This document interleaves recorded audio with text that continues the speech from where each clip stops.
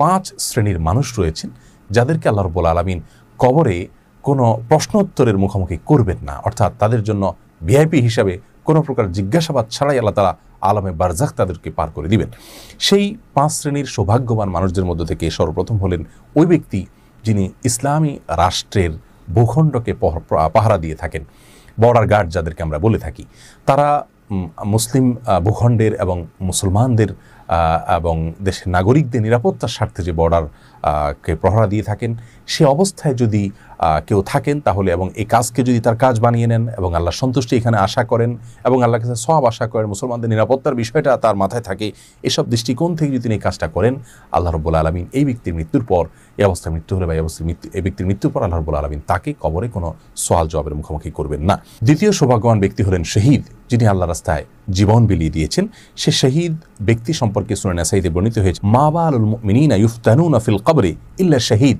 মুমিনদের অবস্থা কি হতে পারে যারা কবরে প্রত্যেকেই পরীক্ষার মুখোমুখি হতে হবে, প্রত্যেক ইমানদারকে, প্রত্যেক মুসলিমকে কবরে জিজ্ঞাসা মুখোমুখি হতে হবে তোমার রবকে, তোমার দিনকে, তোমার নবীকে, এবং তুমি কোত্থেকে এই তথ্যগুলো পেলে। সেখানে খাঁটি ইমানদার ছাড়া কেউই সঠিক উত্তর দিতে পারবে না। এমনকি প্রশ্নগুলো মুখস্থ করে গেলেও কেউ সেখানে সঠিক উত্তর দিতে পারবে না যদি তার চর্চা তার জীবনে না থাকে। কিন্তু শহীদ এই ব্যক্তি সম্পর্কে নবী সাল্লাল্লাহু আলাইহি ওয়াসাল্লাম বলেছেন, শহীদ হলো ব্যতিক্রম, অর্থাৎ সেই ব্যক্তিকে কবরে কোনো প্রশ্নের মুখোমুখি করা হবে না এবং কবরের কোনো পরীক্ষার মুখোমুখি তিনি হবেন না।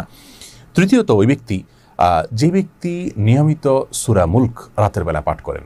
তিরমিজি বর্ণিত হাদিসে রাসূল আকরাম সাল্লাল্লাহু আলাইহি ওয়াসাল্লাম বলেছেন, যদি কেউ রাতে শোয়ার আগে সূরাতুল মুলক 29তম পারার প্রথম সূরা, এই সূরাটি কেউ তেলাওয়াত করেন, যেটা তেলাওয়াত করতে 3 থেকে 4 মিনিট সময়ের প্রয়োজন হবে। যারা খুব ধীরে ধীরে তেলাওয়াত করেন তাদের জন্য সর্বোচ্চ 5 থেকে 6 মিনিটের প্রয়োজন হবে। এই সূরা মুলক যদি কেউ শোয়ার আগে তেলাওয়াত করেন, আল্লাহ রাব্বুল আলামিন কবরের যে আযাব, কবরের যে ফিতনা, কবরের যে পরীক্ষা জিজ্ঞাসা, সেখান থেকে আল্লাহ তাআলা তাকে হেফাজতে রাখবেন, নিরাপদে রাখবেন। এবং এ সম্পর্কে নবী সাল্লাল্লাহু আলাইহি ওয়াসাল্লামের ভাষ্যটা হলো, ওয়া হুয়াল মানিআ আল মুনজিয়া মিন আযাবিল কবর, অর্থাৎ কবরের আযাব থেকে রক্ষাকারী আমল এটি সূরা মুলক।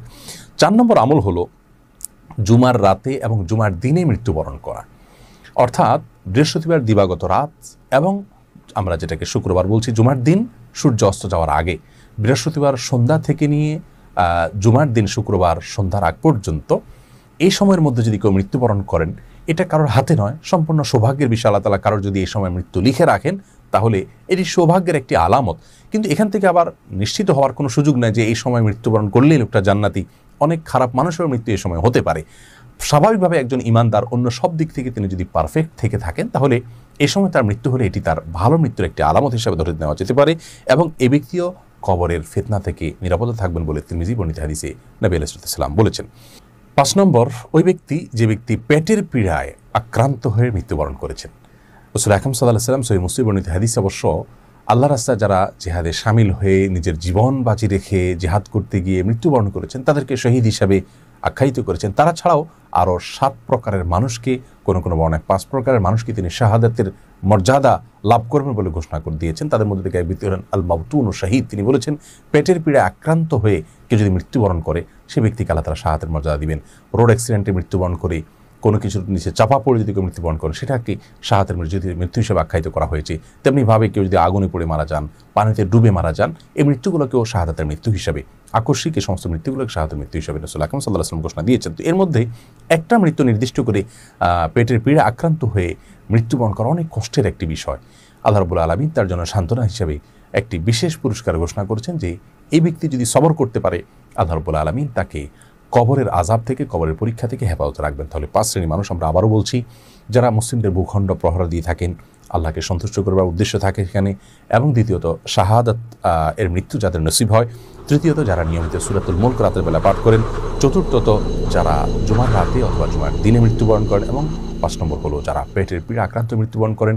এই লোকগুলোর কবরে কোনো প্রকার সওয়াল জবাবের মুখোমুখি তারা হবেন না।